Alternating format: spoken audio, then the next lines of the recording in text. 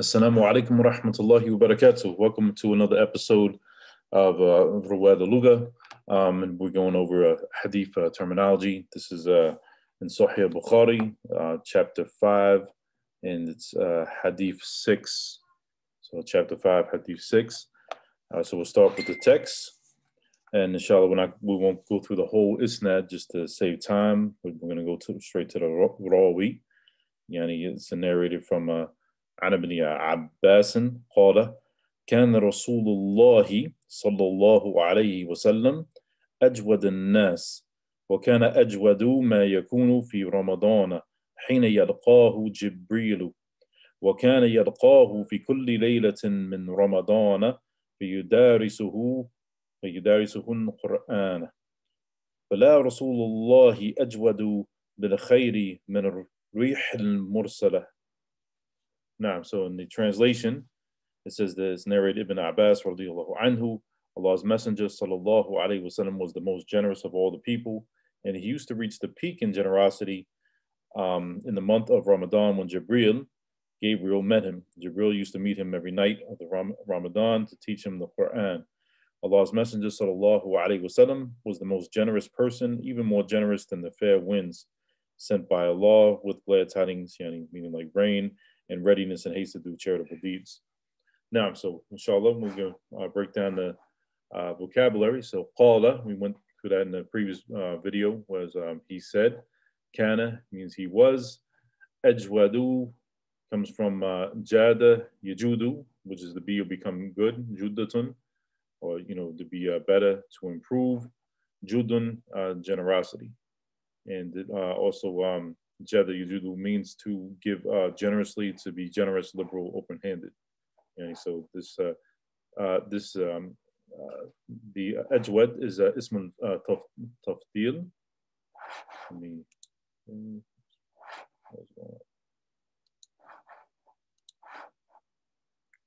Now, so ajwadu is ismun tafdil, and ismun tafdil, we called the superlative in English.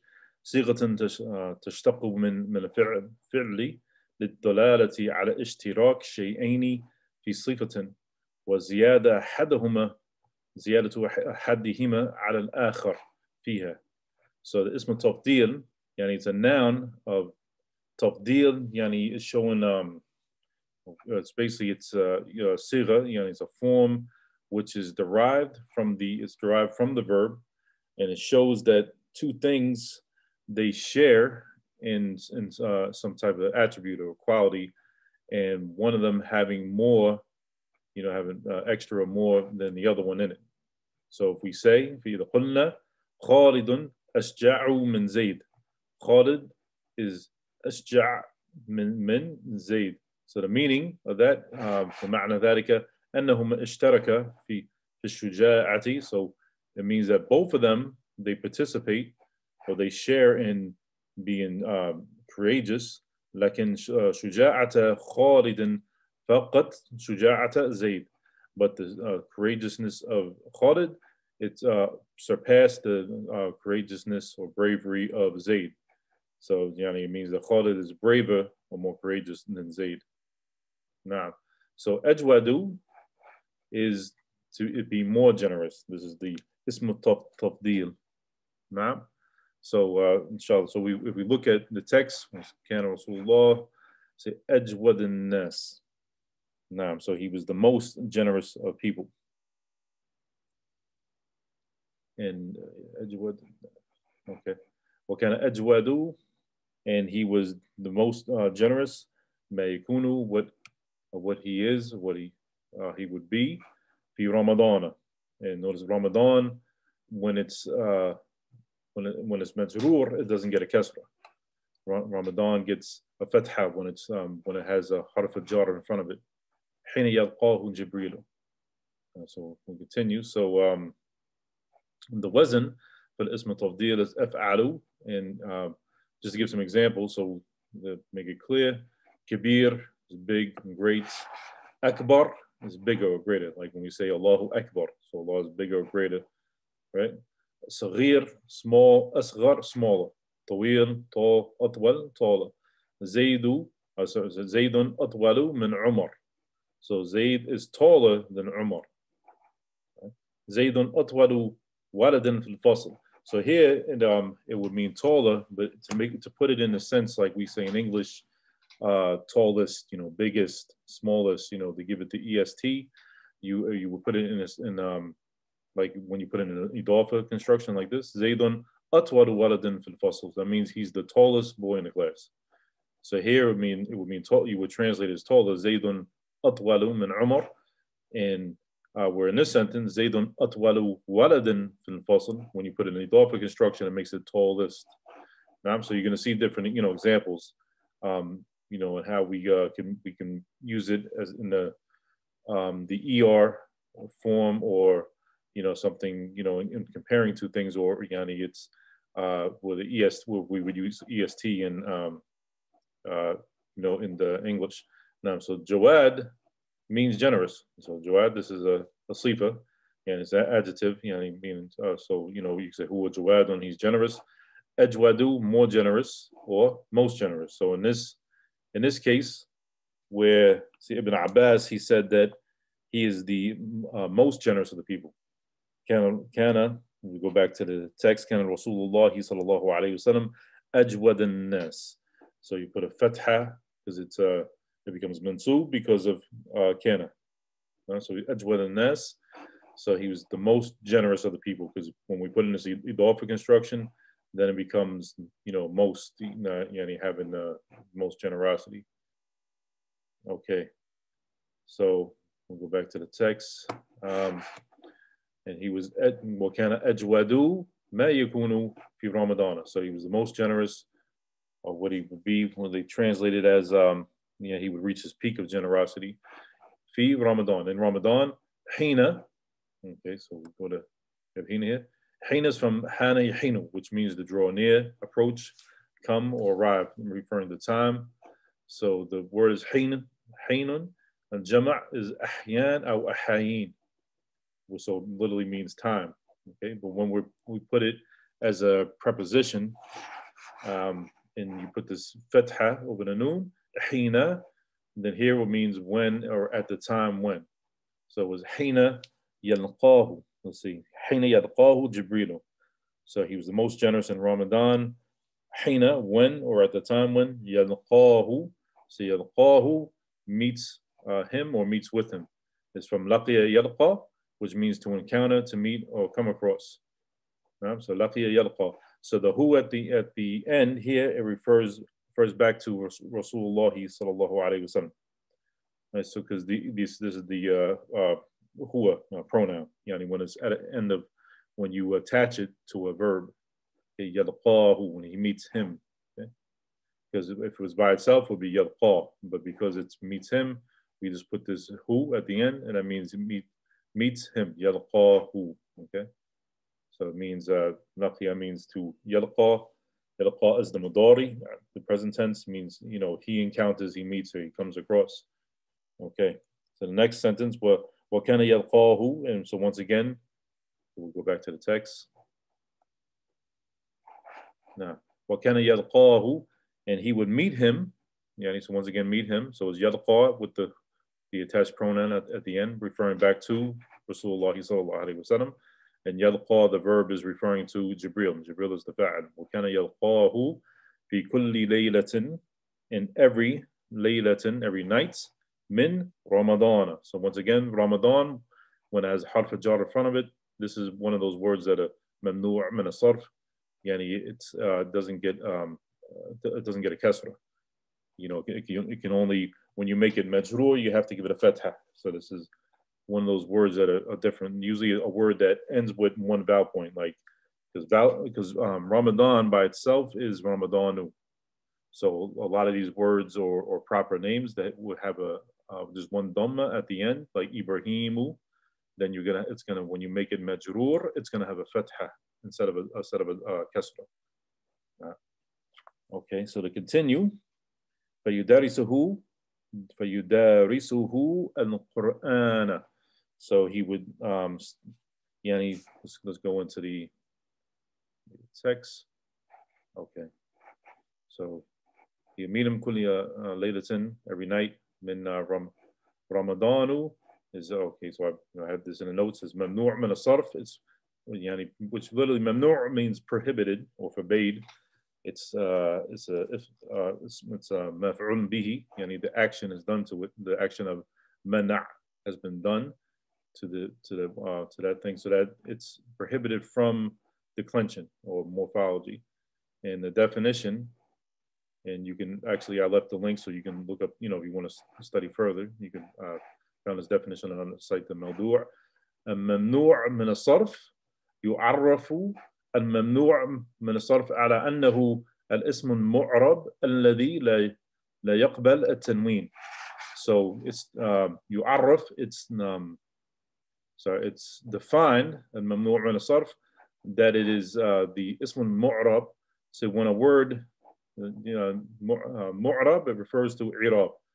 I'rab is, so the word is mu'rab. So like, most words in Arabic, like darsun, like the verbal noun darsun here would have a tanween at the end, right? And so when it goes into different forms in a sentence, like fi darsin, in a lesson, so darsun is a lesson, darsun is a lesson, darsin, you say fi darsin, in a lesson, or sami'tuhu min darsin, I heard it from a lesson. You see it would take kasratain if it's majroor, or it would, when it's has a harf jar in front of it. So that's that refers to i'rab, the end of the word and how it changes. So the word having tanween. So the ism mu'rab, so that when the word doesn't have so it's the word that would get normally would get tanween at the end, in Arabic, but it's the ism mu'rab alladhi la yaqbal tanween. It doesn't accept tanween. والذي تكون علامة جره الفتحة عوضا عن الكسرة. So in its the sign of its jar, of it being majroor, when it has a harf jar in front of it, is a fatha in place of a kasra. Okay, so that's what mamnu' min as-sarf. So like Ramadan is mamnu' min as-sarf, and you notice, so when you say fi Ramadan, it becomes fi Ramadana. It doesn't become, it would be incorrect to make it Ramadani. Now it's when it's mamnu' min as-sarf, you can't it will not take a kasra when it becomes majroor. Okay, فيدارسه, okay, aslahu, so the asl of فيدارسه, and he would, here it's translated as he would teach him, he would teach the who at the end refers, this is huwa, he refers back to Rasulullah sallallahu alaihi wasallam. فيدارسه, so he would teach him. Now, so this its asl is from darasa yadrusu. It's from the three-letter verb darasa yadrusu, which means to study, to learn. Darsun is the masdar, which we just mentioned, which means learning or studying. So it's on this wazn, fa'ala yufa'ilu. When you put it in this wazn, darasa yudarisu, means to study together. So it means that more than just one person is completing the action. That's one possible shade of the way the meaning changes. Like it retains some of the original meaning, having to do with study and darasa yadrusu. But when you put it in this wazn, the fa'ala yufa'ilu, that's one of the benefits, that it normally means that there's more than one person engaged in this fi'l, in this action. Right? So here it's, you have Rasulullah and Jibril are engaged in the action of dars. So you can look at it as to study together, but it's translated due to the context as to teach him the Quran, for yudarisuhu and the Quran. So let's see. Let's go back to the text. So we explain the next part. Yudarisuhu the Quran. فَلَا رَسُولُ اللَّهِ. So notice this lam right here. Okay. فَلَا رَسُولُ اللَّهِ. For the text, Rasulullah ajwadu bil khayri min al-rih al-mursala. So let's just go over that. This lam. Let me get back to where we were. Okay. which is called lam at-ta'kid or lam at-tawkid. It's the lam for emphasis. Okay, it emphasizes something, like in the Surah Al-Asr, where Allah says, "Inna al-insana lafi khusr." So inna is also for emphasis, for ta'kid or tawkid. So it's like verily insan, yani referring to jins and insan, yani the species or the group, known as human beings, all of mankind, men or mankind, in an insan lafi khusr. So it would have been correct. It still would have been emphasized, because the inna, if Allah had said inna insana fi khusrun, that all of mankind is in loss, but this lam, it further emphasizes it. So you have, you emphasize it at the beginning of the ayat, and then right here in the middle, when Allah adds, so you could say it's like in an insana, verily an insan lafi khusrun, is verily in loss. Yani, so it's a double emphasis was put in here. This lam is strictly for emphasis, because I know it sounds familiar to la, like we say, la akul, I'm not eating, when you negate something, but this is lam by itself with a fatha, and it's used for emphasis. La fi khusrun. Okay, and so we continue. So point that out to you. So this right here is for la. So this will have a fatha over it. Fala Rasulullahi. Okay, and to continue. Ajwadu, once again, ajwadu, more generous. So here, you notice it's not idafa construction, so it's going to be more generous. Okay, ajwadu, we translate as more generous.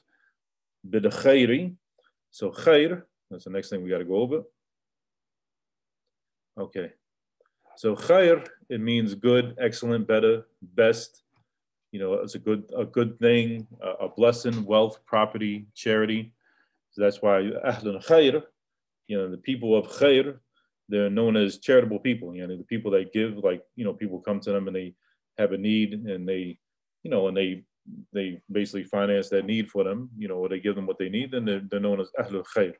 They're the charitable or benevolent people.